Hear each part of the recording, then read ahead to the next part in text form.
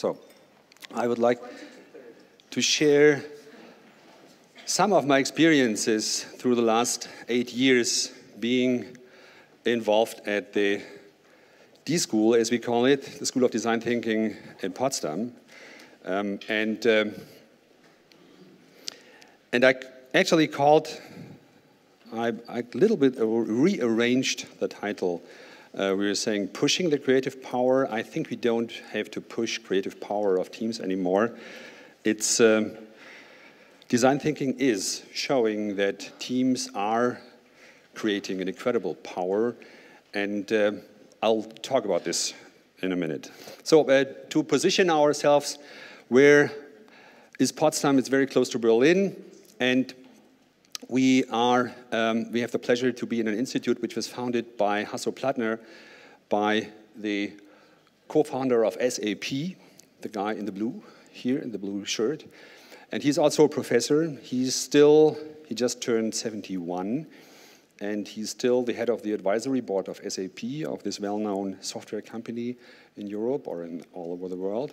And he's actually a driving force not only of this company business, but also of technology still. He's still an inventor, he's still a kind of an entrepreneur, and I'm really happy that I have a chance to work very close together with this team.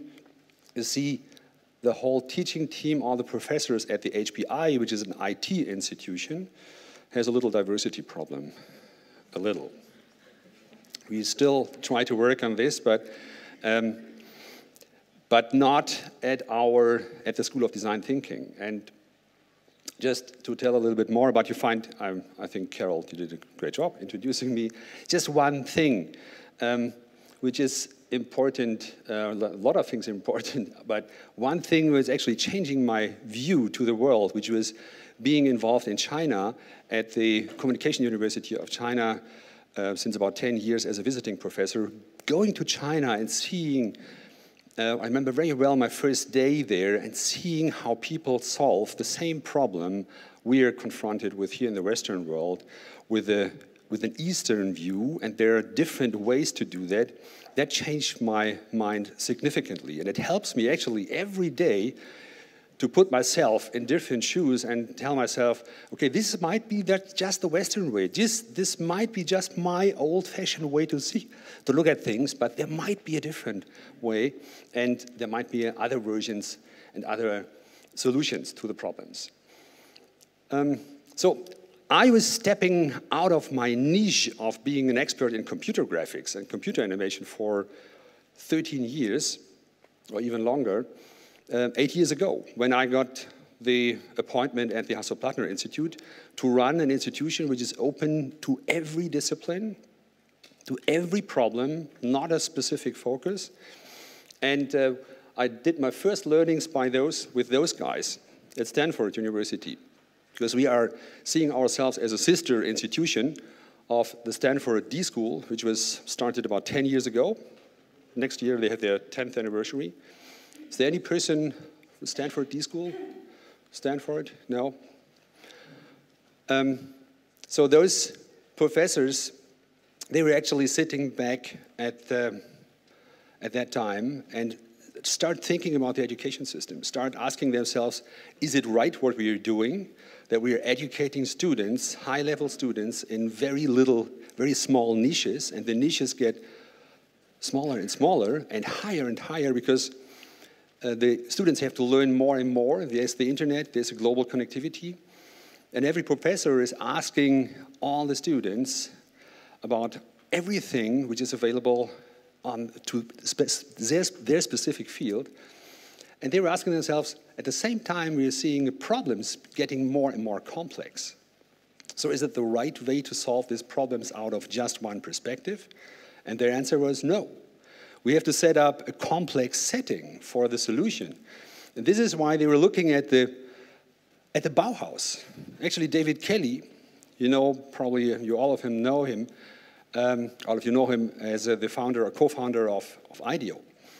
I asked him, what was your inspiration? And he was saying, we were looking at that time, we were looking at the Bauhaus, the German Bauhaus. In the 20s of the last century, there were some people trying to connect all the disciplines, all the art disciplines, the theater guys, the architects, the painters, the designers, to bring them together, to collaborate, to cooperate, to build bridges between the different disciplines. And this was the inspiration, actually, to set up the D School. And David Kelly was saying, and all his colleagues were saying, why just the art discipline? We have to get a 360 view. We ask all the students from all Stanford University to join forces to solve complex problems. So we have a real complex set of solution bringers, solution finders. And this was kind of the birth of the D School Stanford, and this is what I learned also being there 8 years ago, looking at student works, talking to the teachers, to the professors, and also to the project partners at that time, because they were saying one important thing: learning is done, what we are doing right now, in kind of the ivory tower. We are looking at problems which are sometimes completely constructed, artificial. But they were saying, let's ask companies and institutions to give us their real life problems, and the learning of our students will be done by just solving those problems. They never tackled before. They were never taught how to do that. And this was one of the driving things and one of the interesting things I found from the very beginning. The other thing which I discovered was they didn't grade. They were saying, we are focusing on teams, on little teams, and any grading of a single person doesn't make sense. It actually, and all of us know that if you are incentivizing single people and you want to have them work as a team, this incentivization process actually hurts the team power. It doesn't help, it hurts.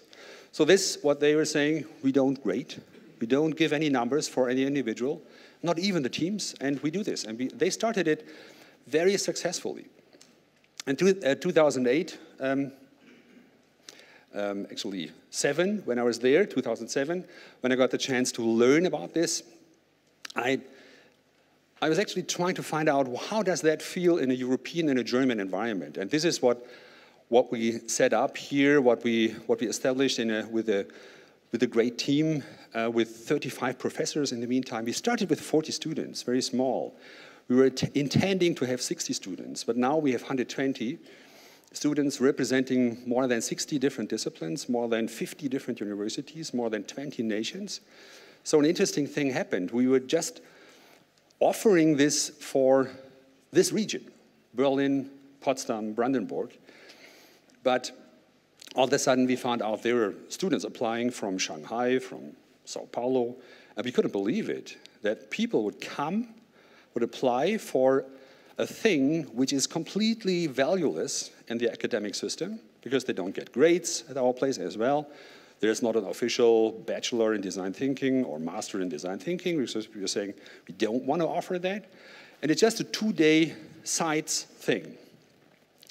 And so we were actually thinking, how can that happen? How are they so interested? But now we see there is a global interest in this kind of activities. And so we raised the number of students. We have 120 now. And what we do is we ask companies. We ask companies and institutions, organizations, governmental organizations, you name it, to give us their real problems, real life problems, like large companies like Volkswagen, medium-sized companies like Miele or Sennheiser. This is just one portfolio.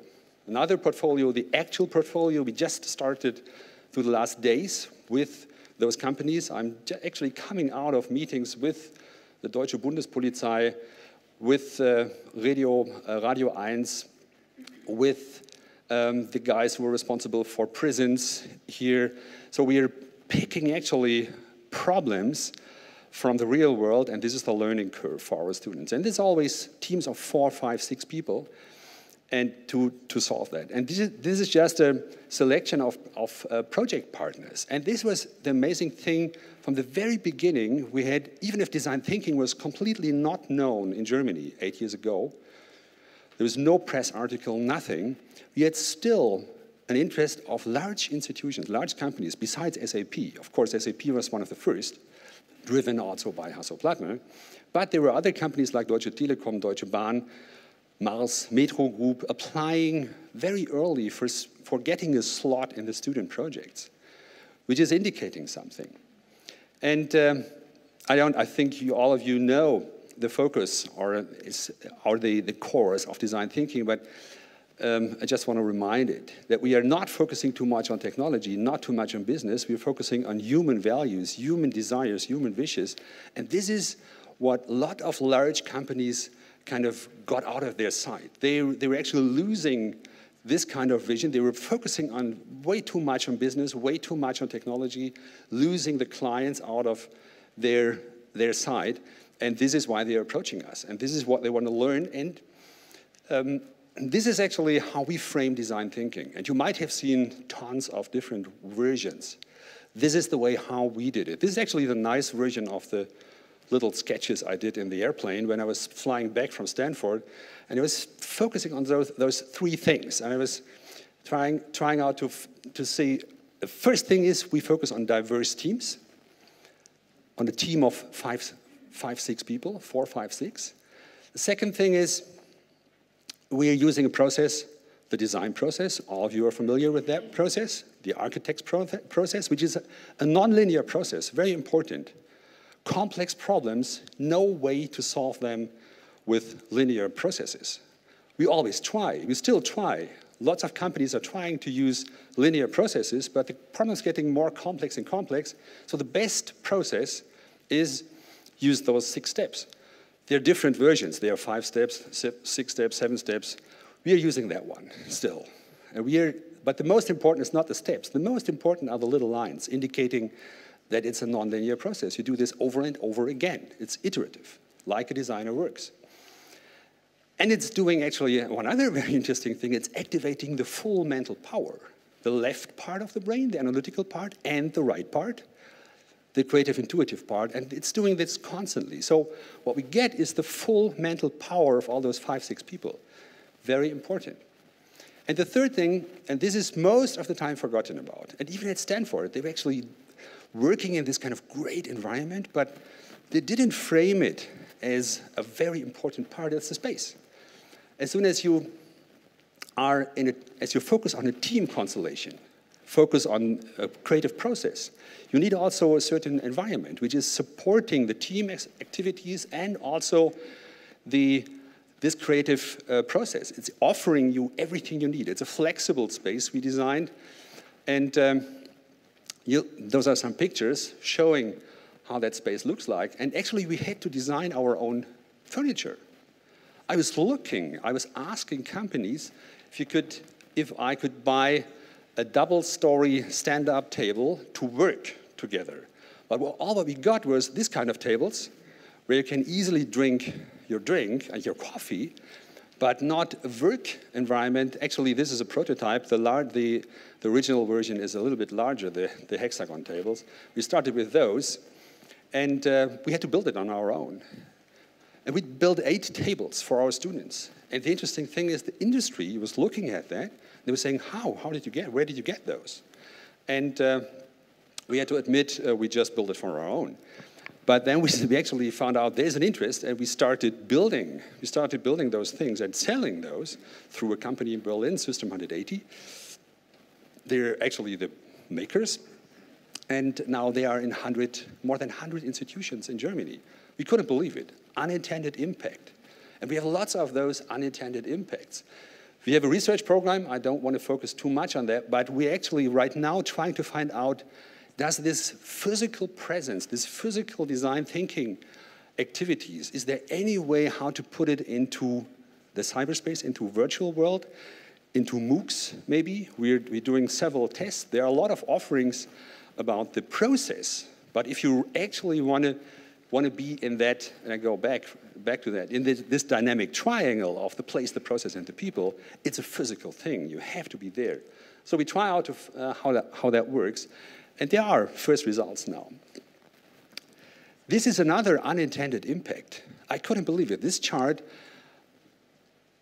2 weeks ago, it had 35 logos. It's all the companies our students started after being at the D school, after spending 1 semester or 2 semesters, spending 2 days a week together with others. They never met.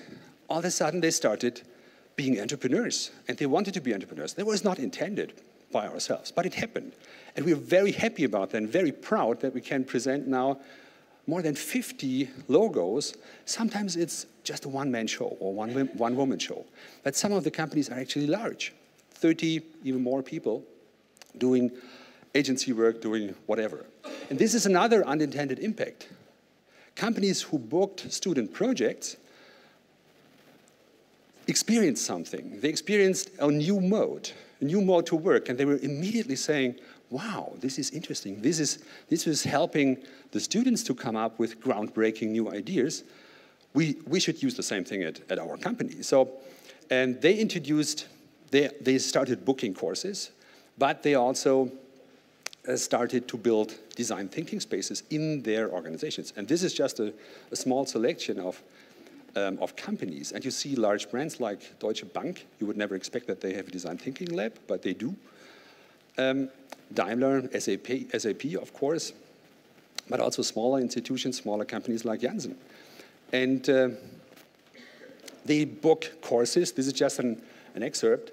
And I want to point out on one thing. There is, through the last 2 years, I saw interesting things happen, that all of a sudden, CEOs of large companies are approaching us. This is Rupert Stadler, the CEO of Audi.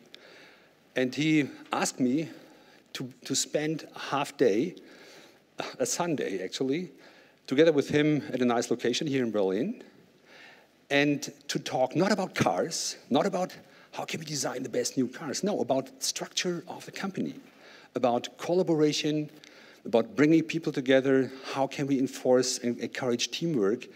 And this was happening with a range of people, and I never expected this. 8 years ago, I was never expecting that those people would call us.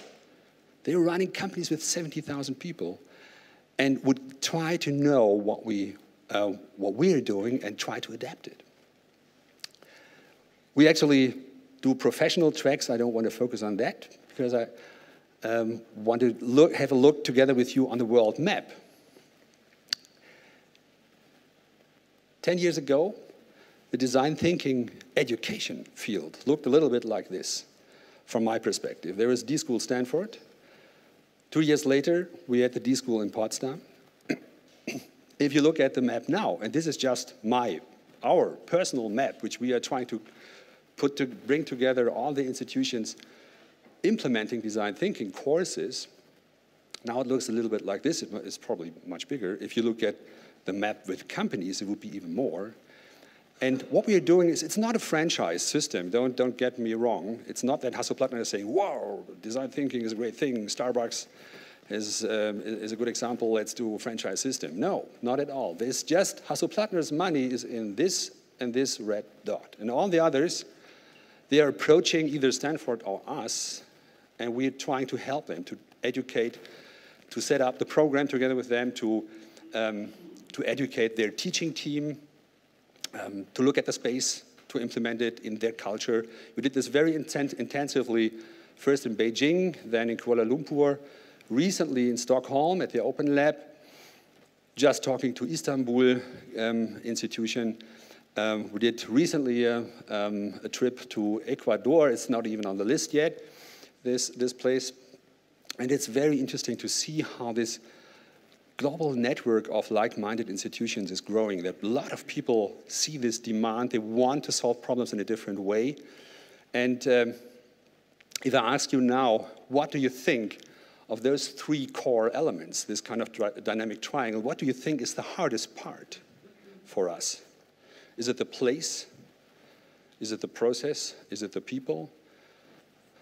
Any idea?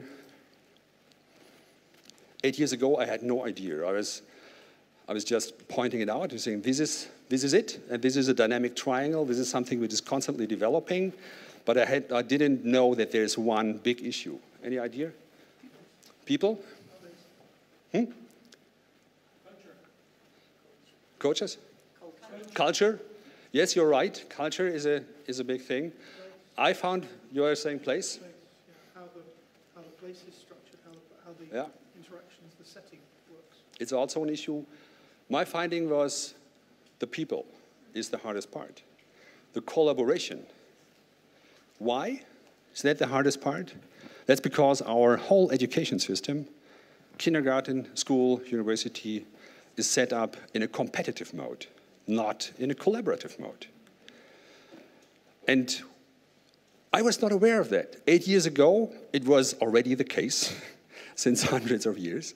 But I was not so clearly aware of that before we started working with the students in a kind of non-hierarchical way, in a collaborative way, no incentivations. And I found out they have a hard time to actually collaborate. They all think they are connected. I need a little bit more. They all think they are connected because they all have those pieces of glass in their pockets and they are connected. And that makes our students think that their brains are also connected. But the education system makes their whole brains completely disconnected, competitive. Kids, first thing what they learn in school, I have a 6-year-old, he just entered school. First thing what they learn, my neighbor is my enemy. And the other neighbor as well. And the neighbor in front of me as well, the neighbor behind. And the other kid learns the same thing, same paradigm. And it's all about competition, individual competition. But in this kind of world, and I just picked out a very cheap picture out of the internet. It should be three-dimensional, it should be pulsating, it should be moving and growing, but it's just a representation of the network we're living in, a networked world. We don't need too much of competition anymore. We need much more collaboration. But we're not trained that way. We are trained like this. And I call this Brockhaus thinking. And the Germans amongst you know what I mean with Brockhaus. Brockhaus is the most famous encyclopedia in Germany. Since 200 years, knowledge was printed like this, in 20 books, separate A from B, from C, from D, nice structure. And we do this, we still do this. Who has an encyclopedia at home? I have one, I admit. So all of you have one. When did you look in last time? I don't remember, it was too long. Yeah. Same thing happened to me when I'm using this. Yeah. It looks pretty, yeah. I have the same thing, same feeling. So, but I'm using this metaphor since quite a while because I was standing in front of my bookshelf and seeing those books and looking at the level of dust on top. And I was asking myself, when did I look in last time? Because as a kid and as a young person, I was looking in all the time. I was constantly looking for something which I wanted to know. And I started to ask myself, okay, do I not want to know anything anymore? What? No, of course I want to know all the time, but I'm using the networked version of this kind of structure, which is Wikipedia or Google or whatever. And then I kept standing in front of that bookshelf. And I started asking myself, wow, that reminds me to something. This structure reminds me to what, when I ask company representatives to draw a picture on the whiteboard of their organizations, what they usually do is, oh, we have 10 departments, and they are this and this and this, and we have the management level, we have the CEO, the board, and we have the management level 1, level 2, and the whole thing looks very close to that one. Just drawing. And I started asking myself, Bertelsmann, the publisher of that encyclopedia, they decided 2014 to discontinue printing. So it stopped. 200 years of history, 200 years of structuring knowledge like this stopped 2014, at least in Germany. Encyclopedia Britannica stopped even earlier. And I asked myself, what does that mean? Does that mean that this kind of structure is about to end? Is this a symbol for the paradigm shift we are in? And the answer to that question for me is yes. We are in that paradigm shift from this old-fashioned way of thinking, which is an analog way. We had to do that because there was no digital tools available. There was no connectivity available 20 years or 25 years ago. And I see things, we have to do the transition. We are in this transition phase from Brockhaus thinking, you can name it different, to network thinking. And The gray arrow, this is design thinking. This is what we're doing step by step, and we are just at the very beginning. I position myself up here with this little cross. I haven't met any person who is a natural-born design thinker. Little kids are. Our students are about there. They're a little bit further, but all of them were also running through an education system, making them believe we have to structure things like this. You know, you have to sort it out. You have to sort it alphabetically. That's very important. And you have hierarchy, and hierarchy is very important. And they're still in that mode. And they're entering the D school in that mode. Our 6-year-old is probably here. After 10 years of school, he's back here. Do we want that? I'm pretty sure no. I think society needs a huge shift, and you are a part of that. You are a part of those shift makers, and you have the chance to influence a lot of people. And I just want to move out with a new term, which I would like to hand over to you for the whole discussion, for all the 3 days. A friend of mine, he was looking at that structure. Peter Spiegel, the guy who started the Vision Summit 5 years ago here in Berlin. He looked at that picture, and he was saying, Uli, what you're describing there, the old way of thinking is dominated through IQ. We measure the single intelligence of a single person. And there's a number, 84, 112, 114. And this is what we're doing since hundreds of years. And then he came up with a brilliant idea with 3 little letters. And he was saying, the era of network thinking, what you were doing at the D school, you are bringing people, you're making people aware that there's a new thing going on. And this is WeQ. And you're saying, Peter, I've never heard about that. Let's look up in Wikipedia. It's there. It was not there. And the other second, I was saying, Peter, this is it. This is an incredible term. And this is actually indicating something. If you look at this list of crowdsourcing, flipped classroom, co-working spaces, collaborative commons, car sharing, all those things, some of them are in German. There's a lot of things going on right now, which are all WeQ activities. And this is how I started thinking about design thinking. What we are trying to do with our students, we try to bring them into a different mode. Out of the IQ mode, which is 20th century, into the 21st century's WeQ mode.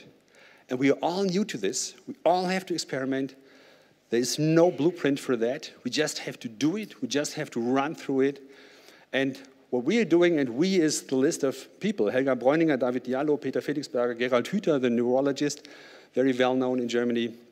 They had all the same experience like I had. When Peter talked about this word, the WeQ, they're all saying, this is it.